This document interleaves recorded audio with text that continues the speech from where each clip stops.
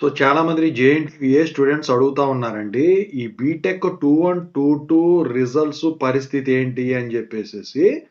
So, ఈ paper valuation సంగతేంటి? ఈ results ఎప్పుడొస్తాయని జెప్పేసి అడుగుతా ఉన్నారు. దాని గురించి ముందైతే మీకు గనక నాతో మాట్లాడాలంటే కాల్ మీ ఫోర్ ద్వారా కాల్ చేయండి. అయితే ఇక్కడొచ్చేసరికి ఏంటంటే ఈ 21 బీటెక్ పేపర్ వాల్యుయేషన్ అనేది కంప్లీట్ అయిపోయింది. 22 బీటెక్ పేపర్ వాల్యుయేషన్ మాత్రం ఇంకా కంప్లీట్ కాలేదండి.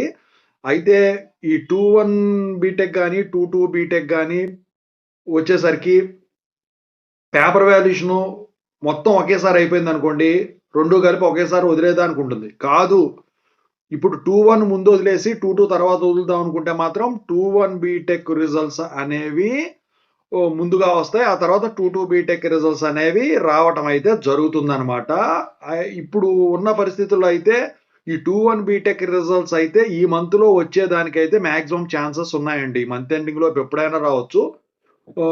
ఇక 2 బీటెక్ మాత్రం దీంతో పాటు గనక అయిపోతే మార్క్స్ ఎంట్రీ ఇయన్నీ గూడా అయిపోయినట్టయితే అప్పుడు దీంతో పాటు వస్తాయి. లేపోతే జనవరిలో అది వచ్చేదనుకుంటుంది.